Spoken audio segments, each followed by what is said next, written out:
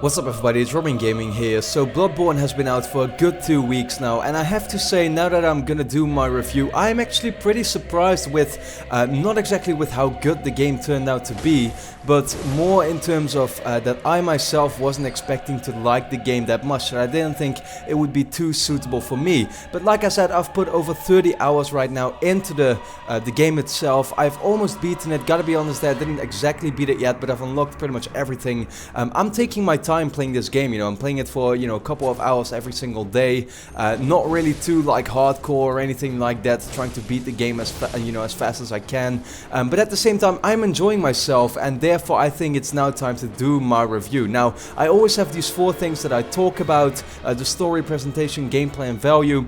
Let's be very clear about this. There is no real story in this game. It's not the reason why you play it. That's why I really want to skip over it as fast as I can.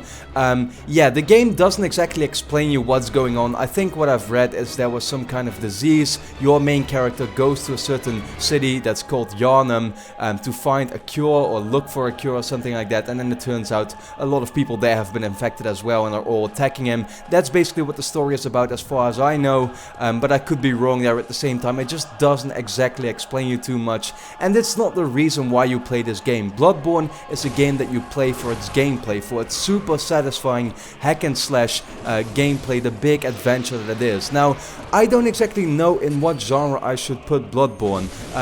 Is it an open world game? No, definitely not. Is it a linear game at the same time? No, I wouldn't describe it as a linear game either. There are very narrow pathways that lead you to certain locations, but I kind of see it as a mix between those two genres, open world and linear, where I guess a good example would be to say that what Bloodborne really offers you is you have 3 big pathways in front of you, and it's pretty much like, okay, pick one, and then you can choose one of those pathways, go there, and it will take a very long time to get through it, and then you aren't exactly sure if you in the end did end up taking the right path, and you could go back and see if there's maybe some very nice items in another pathway or whatever. It's pretty much a game like that that doesn't explain you what the right way is. No, you're just gonna have to figure that out by yourself and backtrack if you want.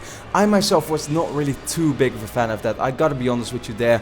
I prefer a real open world game where I can draw a line, go to that specific location without really any worries, or in a linear game, you just go forward and you can't really go wrong. There are certain pathways, but they ultimately end up in a dead end, Bloodborne definitely doesn't give you that. At the same time, of course, what it is very known for is that it's a very difficult game. Now, I gotta be honest with you there, it's also something where the game surprised me a little bit. I died 40 times in the first level, and therefore I thought I was gonna have a super hard time getting through this game.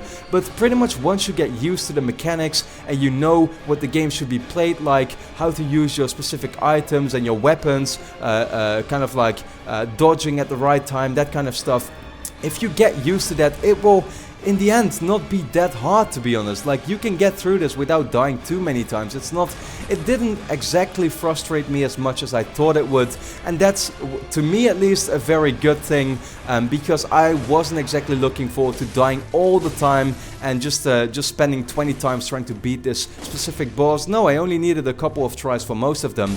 And there's also a very nice co-op mode. That's what I did a lot in Bloodborne, play the game with a friend of mine, and it makes it so much more easier even at the same time. Like, there were certain bosses that we just defeated first time and stuff, and you can also farm, you can go back to specific places, kill enemies for more blood echoes, and then you can upgrade and stuff. You can upgrade your weapons, you can buy more items, you can upgrade your skills. So for example, if you want better strength, better endurance, better vitality, so health, you can just grind for that pretty much if you want to, and not make it too much of a challenge for yourself. That's a very nice thing, so it's all up to you in terms of how hard you want the game to be. That being said, one of the flaws that I did think Bloodborne had, and I know some Souls fans are not gonna agree with me here, but I definitely saw it as a flaw, that the game at some points of course doesn't tell you anything, but at some points it's just very frustrating, because it turned out that I went through like 8 checkpoints, beat the specific boss there,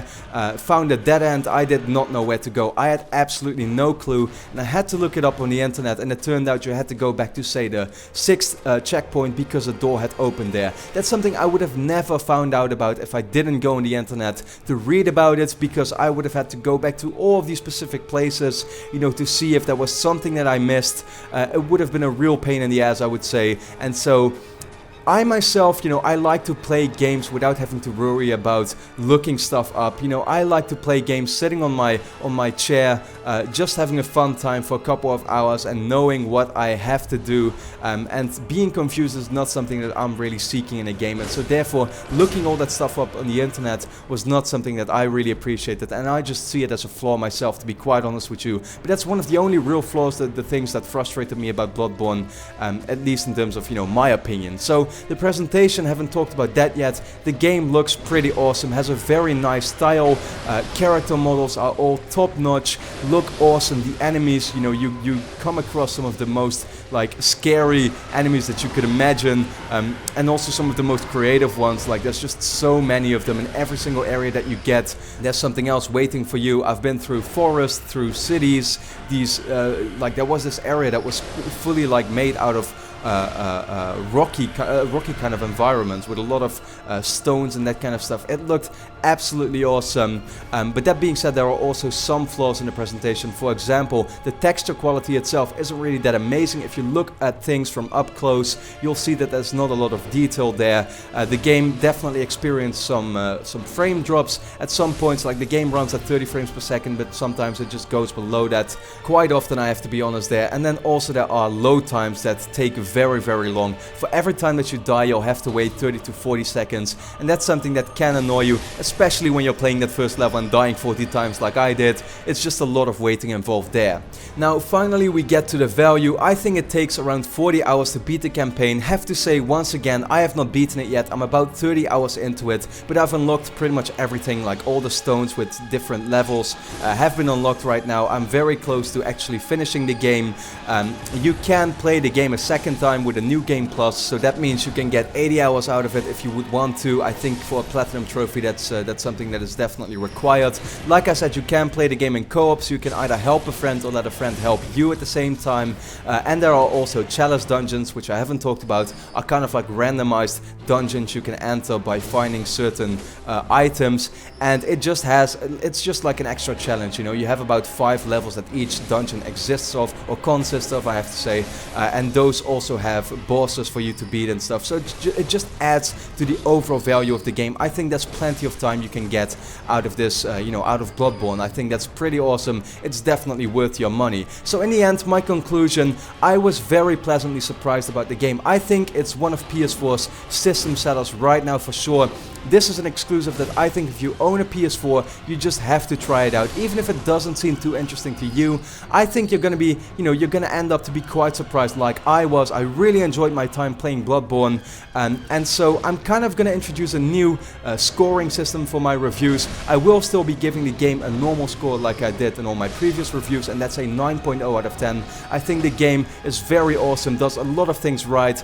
Only the couple of flaws that I found were with the, you know, the frame drops, the loading times, the texture quality maybe, just all like in the presentation thing. And then sometimes what I just wasn't too big of a fan of is, you know, the structure of the game, the way it works, that you have to go backtrack constantly, not knowing where to go, being confused, having to look up stuff on the internet is something that bothered me a lot when playing it. And therefore what I'm going to introduce is a different score that kind of like describes my personal experience. And so I had a blast playing the game. I thought it was great fun, but nonetheless those few things definitely annoyed me a little more, making my personal experience, I'm going to rate that an 8.0 out of 10. And that's not to bring the game down in any way. I'm just telling you what I personally experienced when playing the game, how I felt about it. But still, an 8.0 out of 10 for my experience. I think that's great. It describes that I had a great time playing the game itself, and then a 9 for the actual game itself in terms of quality. I think if this is a game that is totally something that seems for you, go and buy it for sure. It's awesome. And even if it isn't, I would say give it a try. You know, you might end up liking the game a lot more than you would possibly think. So with that being said, I would like to know your thoughts in the comments, and then I thank you a lot for watching and hope to see you again next time.